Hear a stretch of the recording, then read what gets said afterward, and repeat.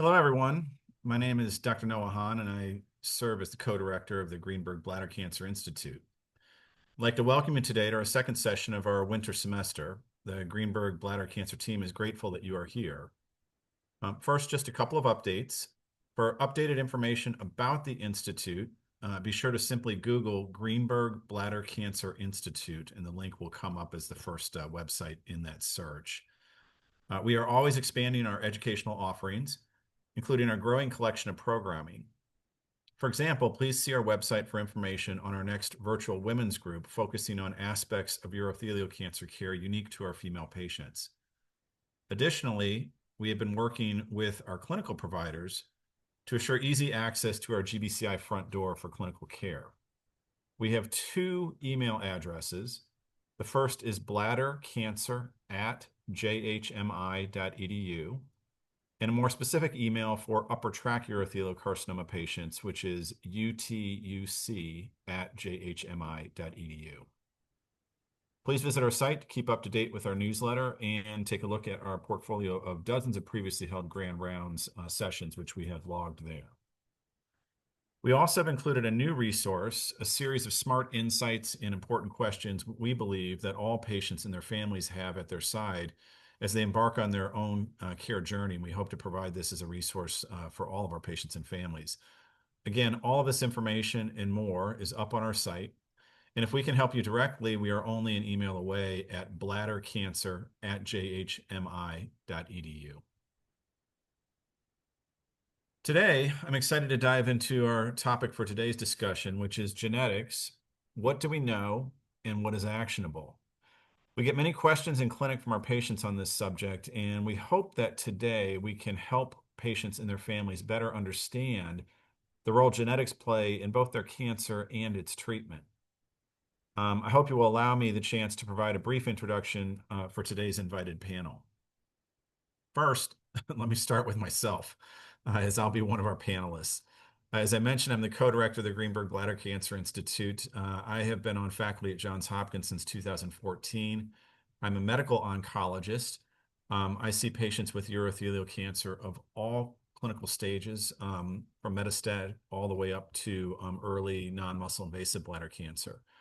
I've been involved in clinical trials for bladder cancer patients throughout my career, but also have an active laboratory research that focuses in on both epigenetic approaches to bladder cancer and also trying to identify predictive biomarkers to try to personalize therapeutic approaches, some of which involve genetic approaches. I've been lucky enough to be at Hopkins since 2014, as I mentioned, and also been lucky enough to serve on many national boards that help guide urothelial cancer care. So it's a pleasure for me to be here today to talk about a subject that's very near and dear to my heart. We will also have Stephanie Cooper-Greenberg joining me today for our discussion on genetics, as well as questions and answers from the panel. As co-founder of our institute, along with her husband, Erwin, Stephanie is a tireless advocate for bladder cancer patients and their families. In addition to her work in bladder cancer, Stephanie serves Johns Hopkins in several boards, from the Children's Center to the Center for Innovative Medicine, and also serves on the State Council on Cancer Control. It is my great pleasure to have this discussion today, and also Stephanie also serves in the Bladder Cancer Task Force and has been a passionate advocate for the patient perspective of urothelial cancer care, both here and nationally and abroad. So it's my great pleasure to welcome Stephanie to our discussion today. After our discussion between myself and Stephanie, we will have the opportunity to answer questions any of you may have in the audience. I would ask that you please submit any questions via the Q&A chat session. There will be time for us to discuss these, and there are a few questions I think Stephanie has made in advance, but we'll also kind of cover a lot of those as we kind of go through that today. So with that, Stephanie, I'd like to ask you to kind of kick us off. Yeah. And let's tackle this. Well, first of all, thank you everybody for tuning in. This is a fun and friendly and dare I say, second grade approach to understanding these wild and wacky terms that are floating around. having to do with cancer care, genetics, genomics, new bells and whistles. It's amazing what's happened in the last 10 years. And what Noah didn't really share with you is that he was sort of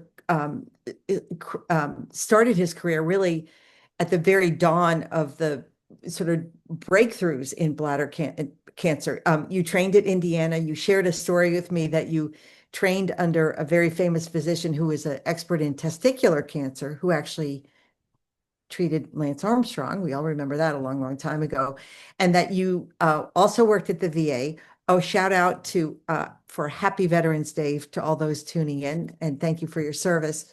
Where you saw a heck of a lot of bladder cancer and not a lot of research or people devoted to the cause. So you are a convert, Noah, from way, way back in your training and really have been present at this sort of golden age of bladder cancer research, treatments, new discoveries, immunotherapies that just simply wasn't there 10 years ago.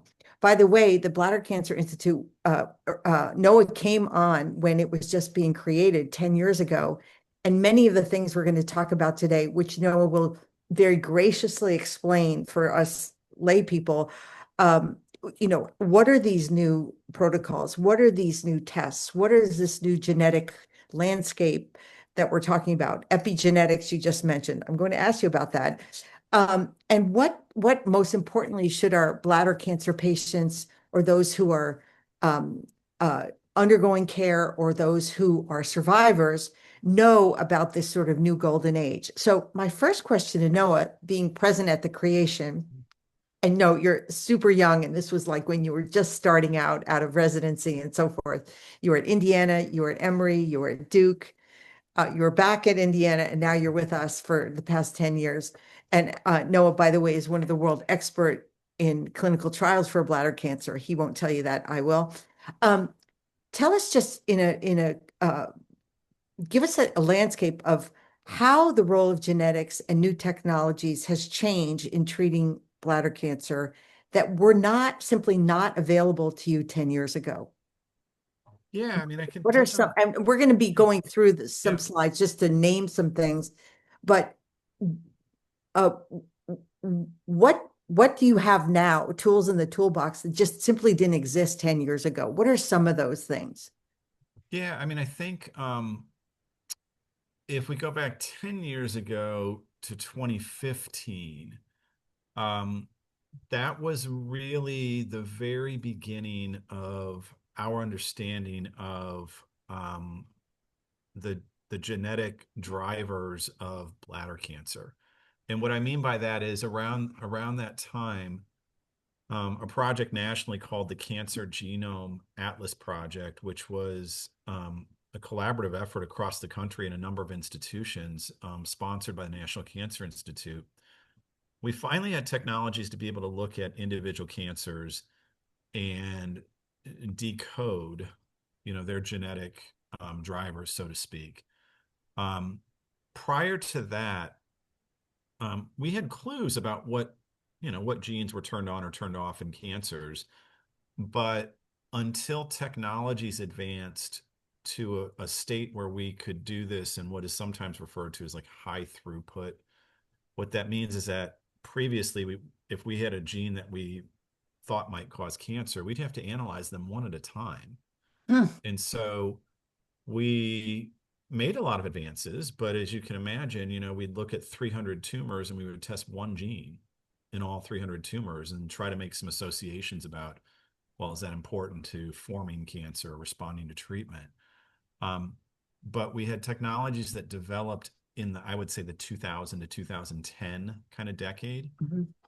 that allowed us for the first time to rapidly analyze all 30,000 plus genes in a tumor at the same time. And an analysis that would have taken a year to a year and a half for every tumor, we were now able to get that information in about 1 to 2 days. Wow. And so that really changed things. And so I think when I started, and came to Johns Hopkins in 2014, it was the first time that we were seeing um, the first publication and dissemination of information where we were getting that first photo of what does the genetic, you know, footprint look like for bladder cancer, and how is it different than, say, colon cancer or lung cancer. And so we never had that roadmap before. And so what has then evolved in sort of the 10 years since that we didn't have then is we now actually have tests in the clinic that we can actually use to test an individual patient's cancer and understand, do you have, a gene turned on that there now is a drug developed for that targets it. And so in bladder cancer specifically, for instance, um, there are now drugs approved for advanced bladder cancer patients, specifically for patients who have a gene called FGFR turned on. There are also now therapies approved for bladder cancer in all cancers for patients with a gene called HER2 sort of turned on. And so we didn't have that 10 years ago. And so now we actually have the capability not only to learn or test, an individual patient's tumor to get that information, but we now have the ability to act on it. Hmm. So that's dramatically different than, when I started my career. You can think about it. We didn't have any of that information, so our clinical trials were much, much simpler. Um, if a drug had shown some benefit in lung cancer, we said, okay, let's try it in bladder cancer. But we didn't really have a true understanding of, you know, well, should it work or should it not? We just were trying it to see. Oh And my. we had some successes, but not as many as we would like. Amazing. So uh, we're going to get to sequencing Mhm. as part of this conversation, but is that how you determine what the genetic profile of the tumor is through sequencing? And is that done in-house? Yeah, I would say um, for the most part today, at least right now in 2025, from a clinical standpoint, the sequencing, that we do on tumors that drives clinical care is mostly driven by sequencing what we call the DNA sort of backbone of their genetic code. And we'll cover this. I think we'll get into this as we kind of go into discussion, the differences between sort of DNA, RNA, epigenetics, different things like that. Um, but the DNA, in simple terms, is really kind of the alphabet or the code um, that defines um, characteristics and behavior of all the cells in our body. Um, and the body has a very sophisticated and amazing way of being able to copy the DNA code and make a second copy as cells are dividing, as we grow, as we replace cells, that kind of thing, and doing that in a very regulated way that makes sure that there's not errors when it's copied. um, but cancer, again, in simple terms, can be thought of as somewhere along the line there is an error in the DNA, whether it's in the copying process, whether it is a change that is introduced by a toxin or radiation or an exposure. For whatever reason, if that DNA code is changed and gives a cell an advantage in terms of a growth advantage, it grows more rapidly, or it gives it an advantage where its mistakes are not recognized, and so the cell is not programmed to sort of kill. That's how cancer sort of begins. And so at its core, um, as an oncologist, I often think of cancer as, really at its core is a a break or a change or an error in our DNA that leads, to a cancer developing. Mhm. So when you started out, you were Mhm. doing clinical trials and they were clearly much simpler than are do clinical trials incorporate um, you know, a knowledge of mutations that you have before you even start the trial. Like someone who's signs onto a trial, do you map their tumor to say, oh, we're gonna, we know you have XYZ mutation, and then we're gonna try this drug now to see if you respond. Are trials more specific to the the person's own genetic code? Yep, they are. Not all trials require, a specific genetic code to be eligible for, but there are many that now do. Huh. And, I can give you some examples. In urothelial cancer, for instance, so the drug erdafitinib is a drug that is approved in the United States for patients with advanced urothelial cancer who have an activated FGFR mutation present, or an alteration in a gene that activates that gene. And that's only identified by doing this type of testing, to find it. So that type of trial has been done and conducted and led to a drug approval. Um, right now, and we'll touch on this a little bit about a different type of genetic marker. There are trials going on right now for patients who have had surgery, who we are now able to detect fragments of their cancer DNA in the bloodstream. Hmm. And we are actually conducting trials now to determine, if those patients need more intense treatments, if there is still detectable cancer DNA in their system, or if it's safe to actually back off and go with less intense therapy if there is no detectable DNA. So the So, surgery so itself. these types of trials are going on now. There are still trials that may involve drugs that may work across, a broad range of tumors that don't require, specific genetics of their cancer. So, for instance, N4-tumab, which is a targeted chemotherapy now approved for bladder cancer. It does not require a specific genetic, um, Mhm. profile. Uh, Someday maybe it will if we learn different things, but it's very effective, and we have not had to test for it. Got it. Got it. We'll Elizabeth, if you could go to the next slide. Mhm. We're getting deep in the woods here, and it's Yeah, fantastic. And to think that none of this really even existed 10 years ago or 15 yeah. years ago, it's remarkable. You know a whole lot more now about bladder cancer than when you started, I guess, an understatement. Um, Mhm. so, uh, First of all, if anyone has any questions at any time, stop us because this is just your chance to ask Noah, not me, a really great No, question you you can always chime in wondered anytime about. too.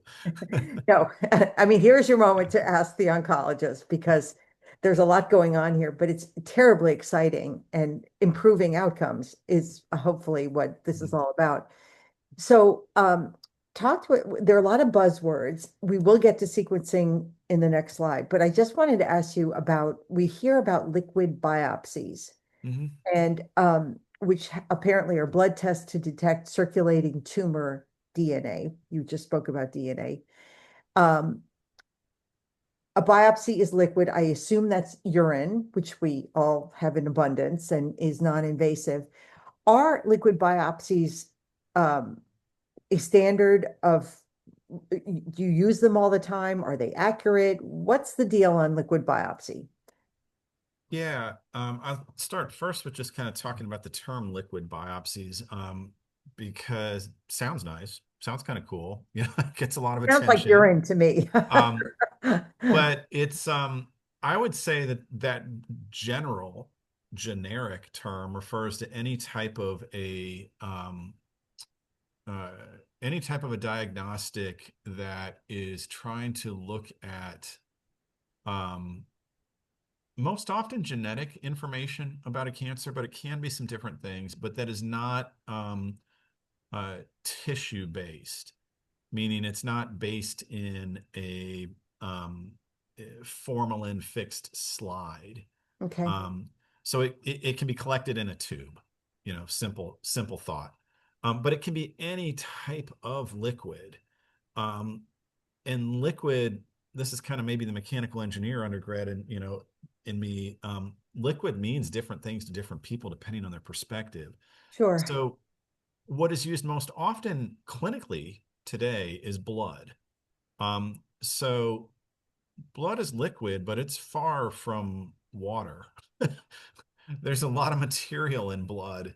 Um, and so, you know, about 15 years ago, we had the first sort of discoveries that we could detect DNA, just fragments of DNA in the bloodstream, um, that had changes in them that were common in cancer.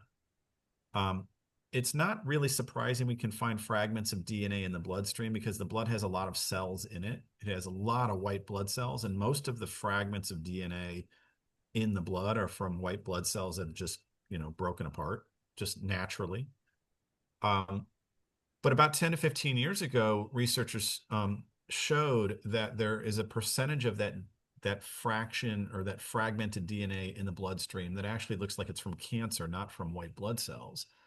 Um, and so they did a number of sort of sophisticated ways to sort of prove that, but that has evolved into being providing us a much better way to determine, particularly around the time of surgery. We're talking about bladder cancer, but this could be for colon, it could be for lung or anything. If someone has a surgery to remove the organ in which the cancer is located and all other signs of disease by CAT scan, MRI, PET scan, et cetera, traditional imaging show no evidence of spread, um, we now understand that after surgery, if that patient still has detectable fragments of their cancer DNA in their bloodstream, they are at an extremely high risk that their cancer will show up, Oh, on wow. CT scans or MRI, say in the next year. Um, and so the liquid biopsy we use in the blood, we can use it to do two things. One is to just determine a patient's risk for cancer coming back and make decisions about should we give them, you know, treatment to try to prevent that recurrence. And then there are also now panels and technology that not only can we determine is there cancer, yes or no, but we can also get some information about are there particular genes in the fragments of DNA that are from their cancer that can actually guide therapy. Wow. Um, Oh, so mhm. that's kind of where it's at today. But as far as the urine, what you asked for there, that's the natural step for us, in urothelial cancers. And we're doing a lot of investigation of that within the GBCI, and so are some of our colleagues at other institutions. Um, a short version on that is we absolutely can detect tumor DNA in the urine. We don't yet have the right cutoffs to know exactly sort of how and when to act on it. But I do think that that's where the field is going. Amazing. So back to liquid biopsies and Mhm. blood is mind blowing for me. And is that routinely done? Say you have a radical Yeah, cystectomy and you think you're done. You're like, no evidence of disease, nothing showing up. And then all of a sudden, just to yeah. be sure, Noah goes in and says, I'm going to do a liquid biopsy on you. Is that standard? It's standard of care now for metastatic and for kind of perioperative, meaning around the time of surgery for patients with muscle invasive urothelial cancer. Incredible. So Um, if, and if that's approved. That's approved. That is approved by Medicare and insurance. So that's considered standard of care now. oh, take away Yeah, liquid biopsy, uh, no matter what it says, is incredibly valuable yeah, information for those in the metastatic space who've had surgery, and they should absolutely request it or make or expect a liquid biopsy to share what sort of after surgery looks like. Would you yeah, say? yeah. But I would also add, from the clinician side, it's not a standalone Mhm. decision maker piece of information, um, I think it gives us a more complete picture, Mhm. of what's happening with the patient in terms of their cancer, their risk, and when, treatments may be needed or not needed. So I think it helps, give us a better perspective on sort of how to more personalize the patient's therapy. But we typically do not make a decision based on, a liquid biopsy ctDNA in isolation. Got it. Well, We're well, still trying to figure that out in terms of like, are there patients we should? But I don't think we've answered that question yet as a field. and one more time, Noah, a liquid biopsy, just for my sake, it's a blood test, pretty much, right? Yeah, but right now I'm saying that that's what we use clinically, but it, Yep. it could evolve into other things. So for other cancers, for instance, like you said, it could be urine, could be saliva, could be, spinal fluid, it could be fluid in the belly, again, depending on the cancer. But Got it. yeah. Got it. Um, urine, uh, by so liquid biopsy is blood and urine. Is a biomarker urine? Is that are they the same thing? Is a Pretty much. bi- is what? Is a Sorry. biomarker and a liquid biopsy the same thing? I'd say no. I would say a liquid biopsy can be a type of biomarker. Okay. But a biomarker, can be anything about, a patient's cancer or them, as a person that can sort of help us better predict or prognosticate sort of how they're going to be. And what I mean by that is, um, you know, uh, an imaging test can be a biomarker, like Okay. a PET scan. If somebody has, let's say on their CT scan, we're thinking about surgery and they get a CT scan and they've got a lymph node next to the bladder that is a centimeter and a half that we're suspicious maybe it's got cancer, maybe it's not. And we get a PET scan, the PET scan lights up. That PET scan is a biomarker because when we study that and take them to surgery, we know that there is a very high chance there's cancer there. So we use it to make it, it's like an indirect measure of someone's cancer that can better inform us about the true story. Got it. This is And so super, liquid biopsies are one type of biomarker. this is all about language and Yeah. so helping us decipher what this language means. In the case of urine biomarkers, I know that it's a pretty hot commodity in bladder cancer these Mhm. days, and that there are several companies, um, and it's also non-invasive. And of course, you know, not a dark gallows humor here, but everyone has urine to spare, Mhm. and put in a tube. Like it's not really that big a deal.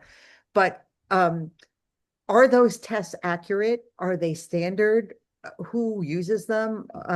How do you feel about them? And are do Yeah. you So I require would them? not I would not say that like urine tumor DNA, like the way that we think about in the bloodstream around surgery, trying to detect fragments of DNA.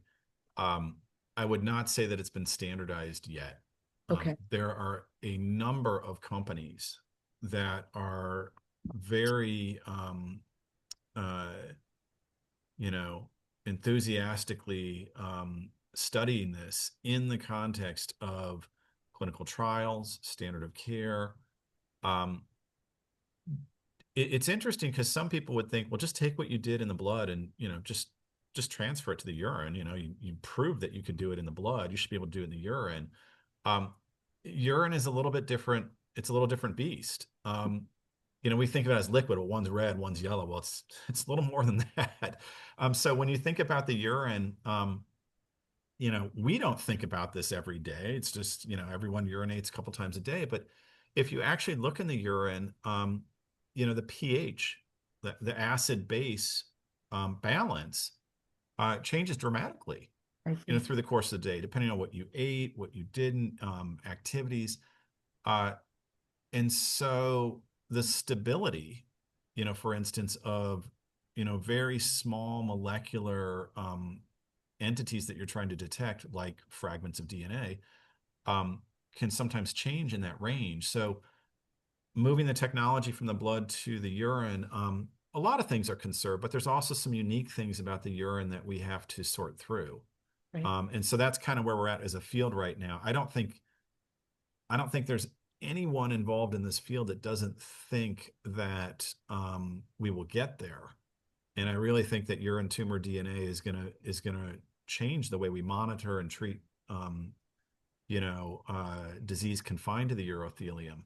Um, and I'm very encouraged by the results we've seen so far, but we've still got to perfect it a little bit before we can make treatment decisions on it.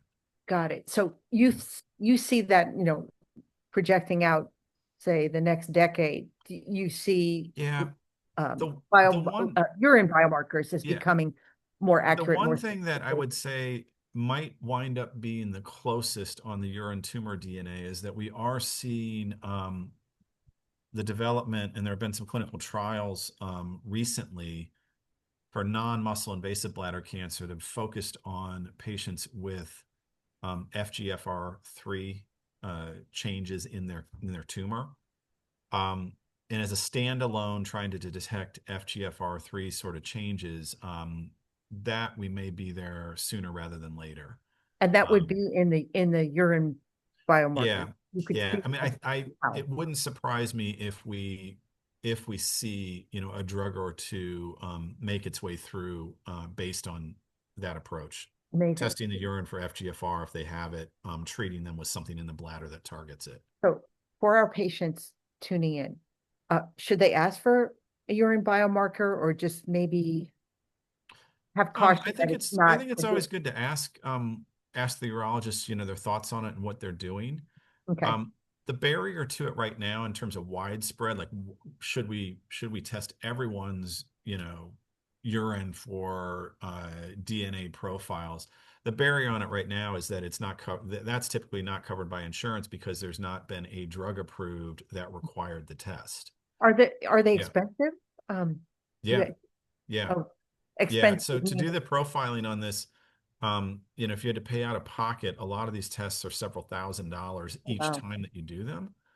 Um, some of the monitoring, like once you do the first test, if you're kind of monitoring for DNA, sometimes the follow-up ones are a little bit cheaper, but the first tests are usually very expensive. So it's not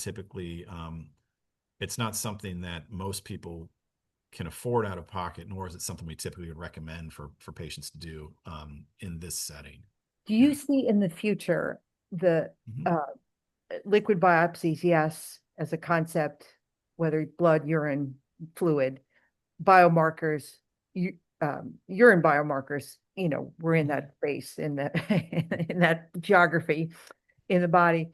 Do you see that someday replacing or putting off so many cystoscopies to find out, really sort of as a monitoring device? Like, Um, it's possible. I don't think it's ever going to replace cystoscopy because I think there's so much information that we get from that. And also there's, I think there's some things that it can help from the urology side in terms of, shape the decision about, what eventually is going to follow if surgery is needed and where.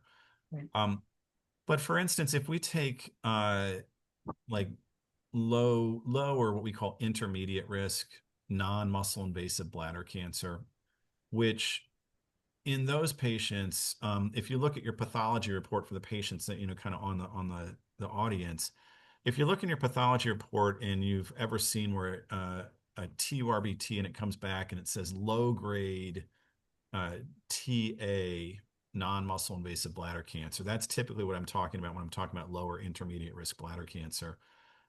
Those tumors specifically, about two-thirds to three-fourths of those tumors have activating mutations in a gene that is called FGFR3. And those tumors very rarely invade into the muscle, very rarely become high grade into the muscle and metastasize, but they keep coming back. hmm, And they can come back and be sizable. So patients often have bleeding, they have to go through resections, they get into this cycle. Um, so I think those tumors, we may see some treatments come forward, and those tumors may be something where we do start profiling, genetic changes. Got it. And because they shed the FGF or they have activated FGFR3 gene, that would lend itself much, much better to a urine-based test to just monitor, is there FGFR3 changes in the urine? Yes or no? If it's no, okay, maybe you don't need the cystoscopy. If it's yes, maybe we schedule a cystoscopy and have to do a biopsy. Great. Last question, and then Yeah. we're going to go on to, thank you, Doug, for asking a question Yeah. about sequencing. That's our next topic Mhm. here. Noah, you mentioned that in your laboratory, and in your research portfolio for yourself, the biomarkers are part of it. And explain to us what you're working on. Well, it's a lot. So In two or three sentences yeah, I or mean, less. so I'll just tell you what we're working on in the one trial, which we've talked to this group before, which is called the Adapt Bladder trial, and that's a trial of basically immunotherapy, systemic, plus intravesical treatments for early stage bladder cancer, BCG unresponsive. And what we're trying to look at in that is one, we're looking at urine tumor DNA. Mhm. So we presented our first results at last year's SUO meeting about a year ago, around this time, where it was very clear that we could detect the DNA in the urine. We could actually see, common genes altered in the urine that match what we see in the tissue, because we had the tissue to look at this. And we also saw a correlation that after treatment, if the level of the urine tumor DNA, if it went down to undetectable, those were the patients that seemed to stay in a complete response the longest. Okay. So we're very encouraged by that. So we're looking at that, and we're trying to now look at that in sort of a second group of patients and working on what I refer to as kind of the cut points, like how do we optimize the performance of that technology. The second thing, one of the things that we're looking at, which I'm not sure if it'll ever be a biomarker like at the point of care, but I think it may inform us about what biomarkers to look at the point of care, is something which you were going to ask about a little later, which is not just looking at whether genes are turned on or off, in the whole tumor, but actually trying to look at where.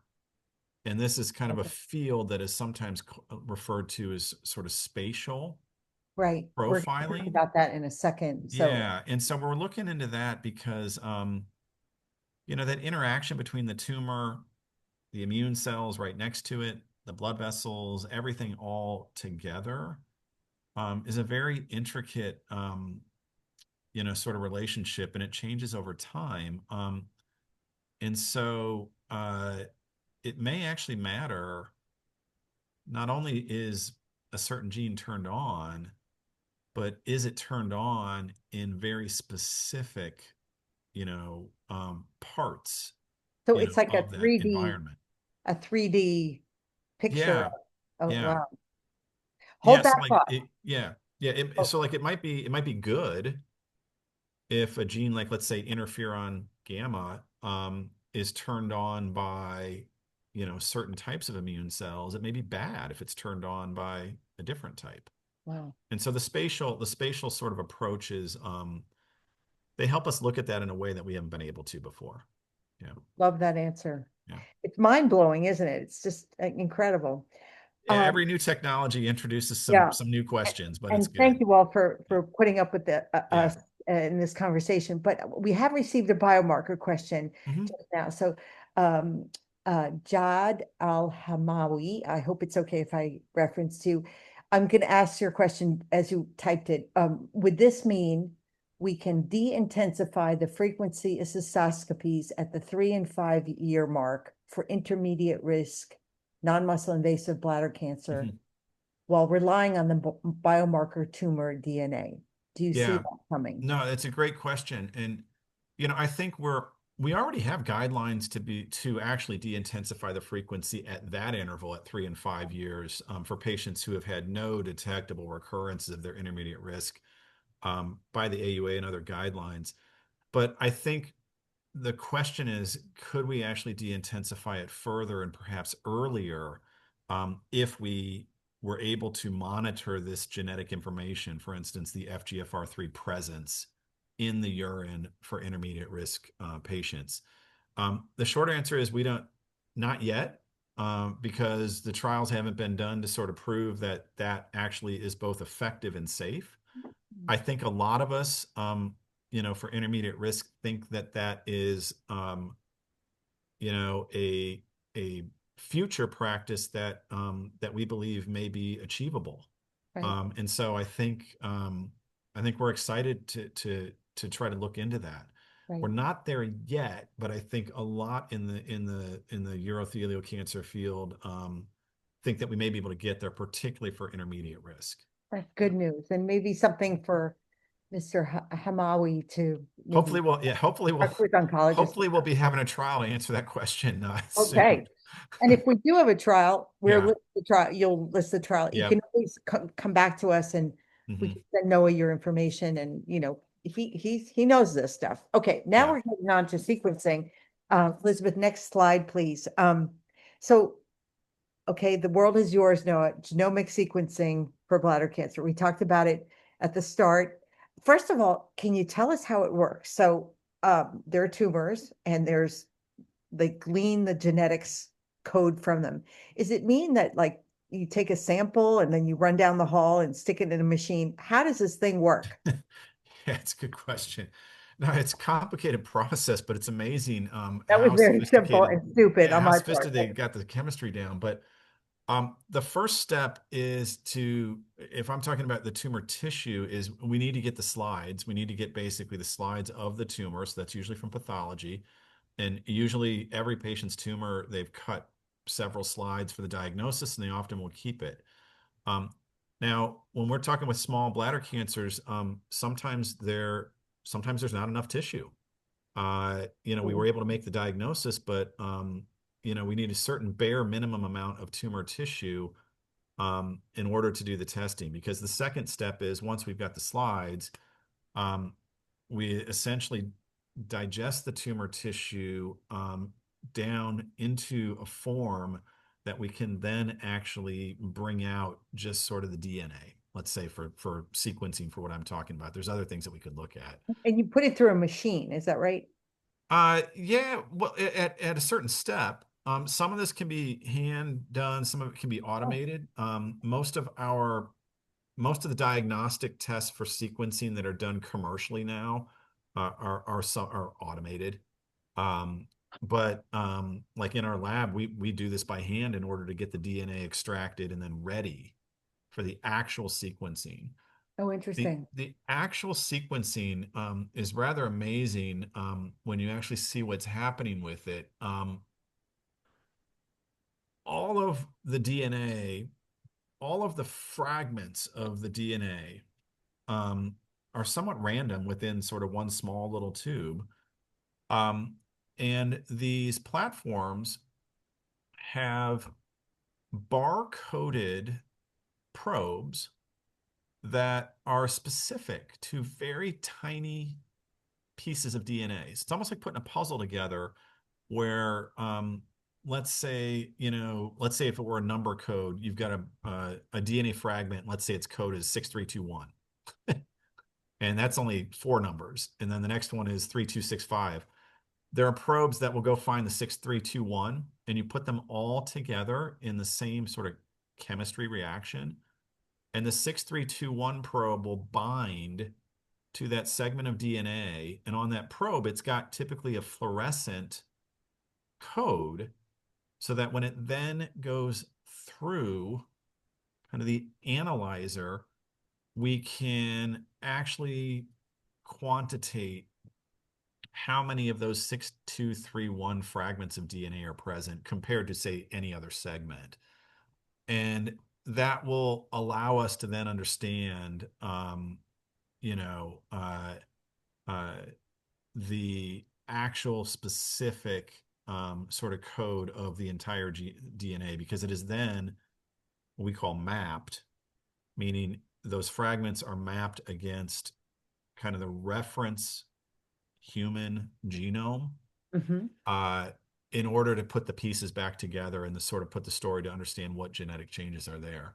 So Um, we're getting to Doug's question and yeah, and it's done all real time, and this is done in probably 4 hours. Yeah. wow. So this tells you about the makeup of the tumor and um, what the DNA is telling you a story. Mhm. And you use that to then determine how to treat your patient. I mean, is it that Yeah, simple? the the background of that is there's a whole massive amount of computing and analysis that has to be done to make sense of it. At the end of the day, what we see clinically when we're testing patients is we will often get a report summary back, from the commercial company that will summarize what are the genes that were changed, what are those changes, and what do they mean. Got it. And so that's actually what we are often talking about and sharing with our patients at the point of care. Um, and even that, is a lot, but it breaks it down into simpler terms. Well, considering this wasn't existing 10 years Yeah. ago, boy, do you know a lot more today. That's amazing. Now, Doug, who's been so patient, thank Mhm. you, Doug. Um, I quote him, for someone with T1 HG papillary non-muscle invasive bladder cancer, at what point would it make sense to sequence their tumor? After initial TURBT or only if they become BCG or GemDoce unresponsive to help select a second line treatment? Yeah. Well, I think for second line, like intravesical treatments in the bladder, we're not currently there's not a drug that would use the sequencing information to guide a specific therapy in that particular setting. And that's mainly just because there hasn't been a drug approved yet. That might change if we get some FGFR or other agents into that setting. But as far as like when to test a T1 high grade tumor, um, as a clinician, I'd love to do that kind of in everybody because those patients are at high risk to develop muscle invasive disease where the sequencing might actually help us. Um, Practically speaking, I would say, you can talk with your urologist to ask if they have any options for sequencing because some of us are participating in studies that may offer sequencing of those tumors as part of the study and share that information with patients. Great. Um, if a patient is going on to have surgery, and we're treating it like a muscle invasive bladder cancer and they would be getting systemic chemotherapy, then I would think standard sequencing would be reasonable. But even in that setting, probably to check with the company to make sure that they would agree that it would be covered. Right. I hope, Doug, Yeah. I hope that was helpful. And if you have any other questions, just send us an email. It's right there and we'll get it answered. I know this is very dense stuff. Um, Noah, is sequencing in general now covered by insurance or not necessarily? So metastatic patients, yes. Muscle invasive patients, yes. When you start moving into non-muscle invasive patients, the sequencing that we're talking about in terms of profiling genetic changes, the DNA and that kind of level, um, not usually yet. Um, that may change again as the results of some trials that are going on now. If they result, in a drug being approved that requires a specific genetic profile, then genetic testing as a standard would move into non-muscle invasive, but it's not there yet. What I'm hearing from you is that you're doing these tests to determine what kind of what the DNA says, what the mutations are, what kind of bladder cancer, the types, subtypes, you can figure that out. It will tell you what type of bladder cancer you have. And then it's connected to the drug that you would treat the patient with. Is that how they're sort of interconnected? Right now, yeah. Mhm.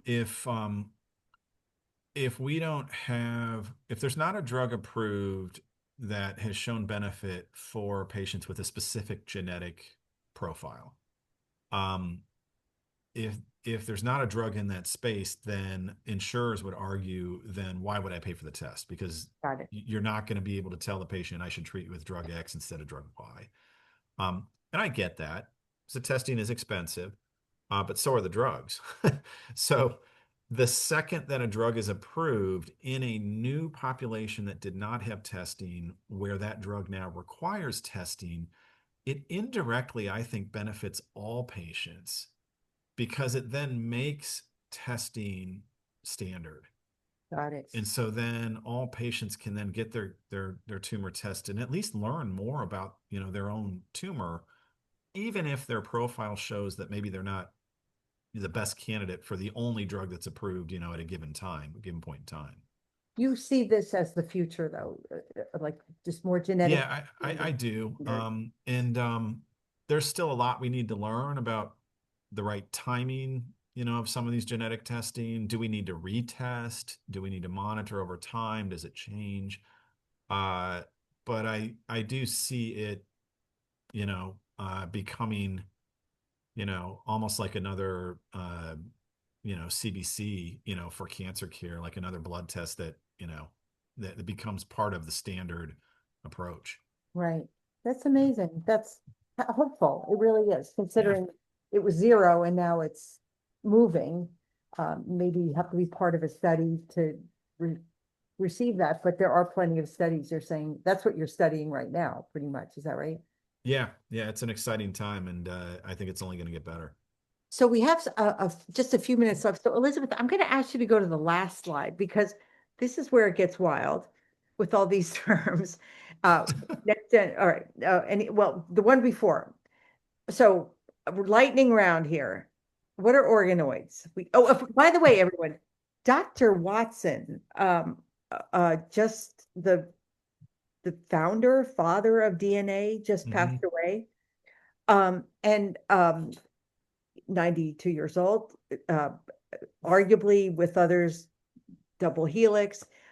His obituary is actually fascinating, and you can learn a lot about DNA just by reading his obituary. That's just helped me try to understand what's going on here as a non-scientist. But I think he passed away like a few days ago, so there's plenty of like articles about his discoveries, whether good or bad. But it's actually out there right now in the news, and really fascinating how they discovered the double helix, which is now driving most of your work, and has driven science forward inarguably. So back to organize. We're going to do this real fast, and please, if anyone has any questions, anything you want to ask, it's please do.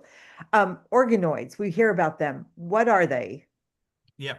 and do we do that?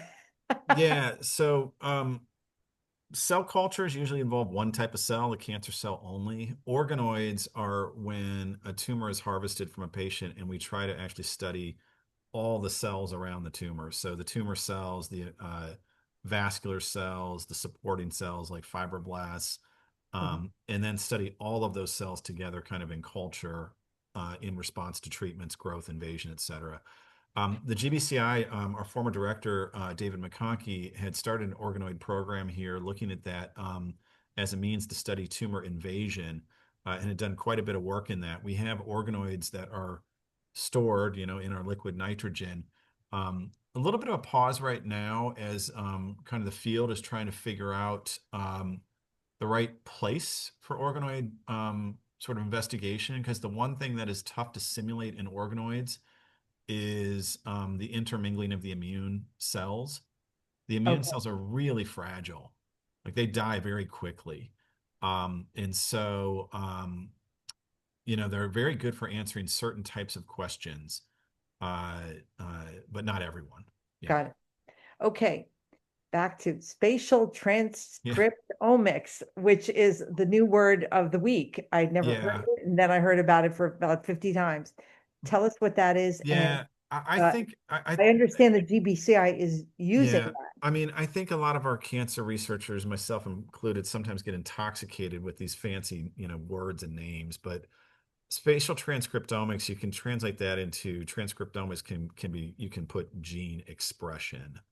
Um, and so it's really just the study of where within a tumor or outside of the tumor are specific genes expressed and by what cells.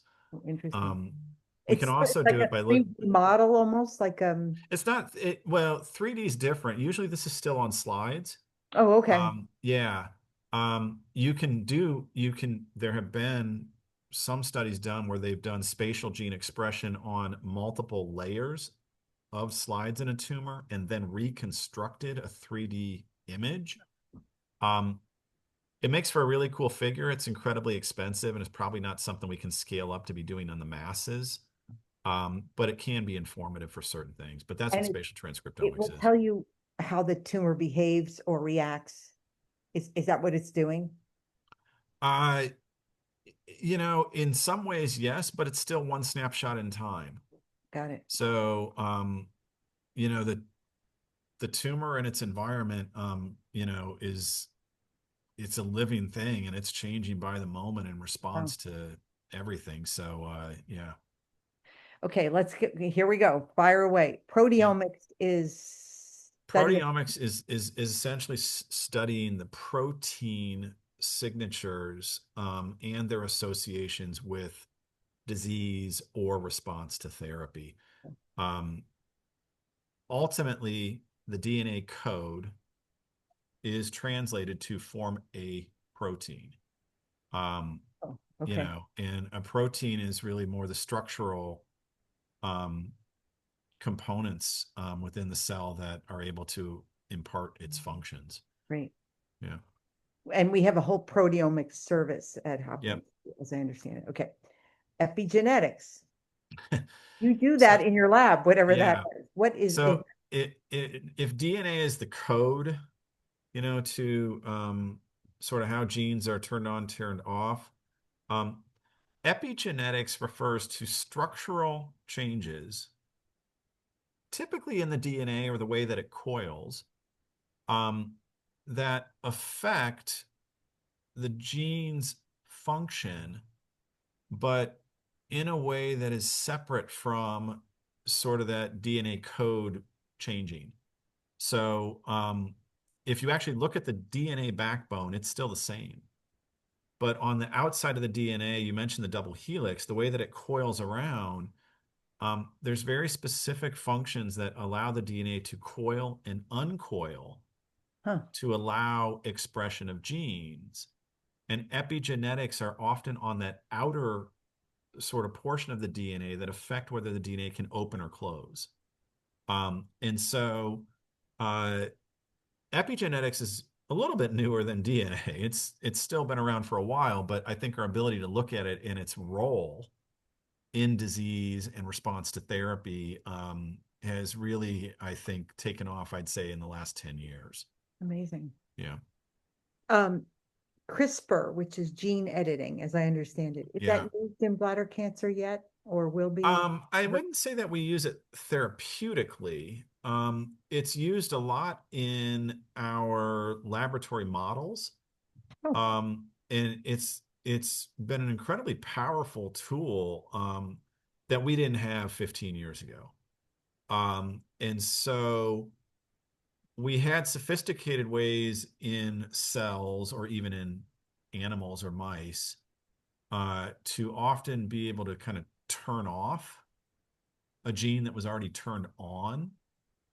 But CRISPR allows us to actually insert, um, a gene into a cell in a way that wasn't there before. So sometimes um, you can't turn off a gene that's not turned on, you know? So sometimes we okay. actually want to study, we want to understand like, all right, if we put a gene in and now are able to have a gene that's on that was never there before, what happens? And that's been very powerful, I think, for some of our understanding of the mechanisms sort of cancer and bladder cancer in the lab. We don't use it therapeutically yet, but we might someday. So that's the future. And then the last one, we'll stop there because it is 501. Uh, CAR T cell therapy, is that used in solid tumors or? It is used in solid tumors. I think we see it more in like melanoma. We've seen it a lot in a lot of the hematologic diseases.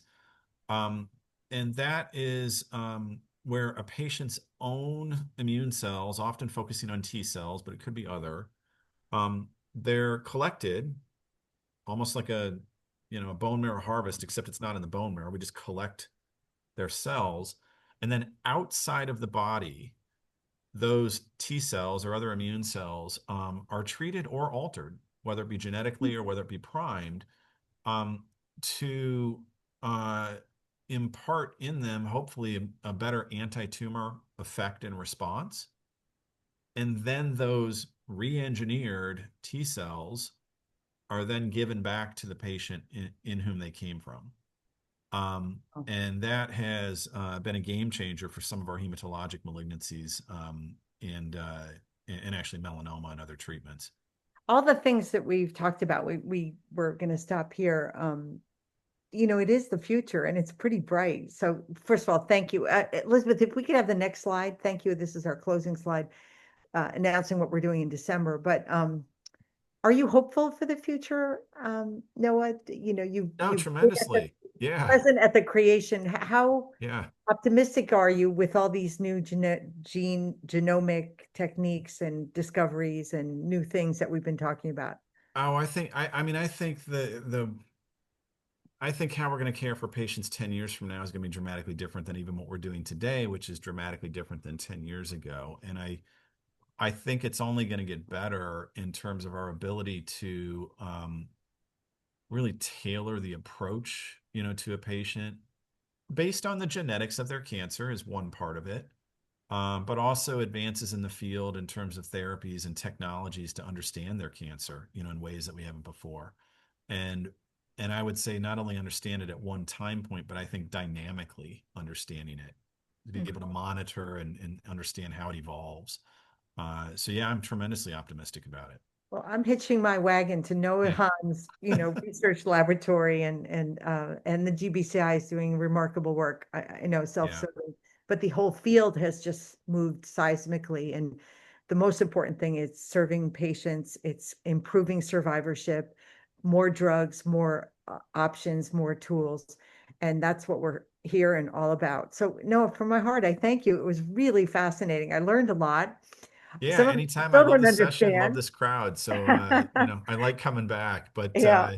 We're I, going to have you back yeah. a lot. We're creating our programs for 2026. They're almost ready for publication. So starting in January, we'll be starting out. You'll be receiving that information. But before we end the year, we have Dr. Tamara Lotan, who is now the research director of the Brady Urological Institute and a world-renowned pathologist whose work has spanned all the genital urinary cancers. She's going to be talking to us very elegantly about pathology, from pathology to remedy, in terms of how cells tell a story. As a pathologist, she can really help us sort of add another yet layer of sophistication, in addition to what we just talked about how we're trying to really understand how these darn cells work and how to stop them from creating bladder cancer and how to cure it. So thank you all, everybody. It was a really wonderful talk. And Noah, most of all, thank you for all you do and keep going. I My want to see what pleasure. happens in the Happy next 10 Thanksgiving years. to everybody. You bet. And happy Veterans Day. Thank Yeah. you all.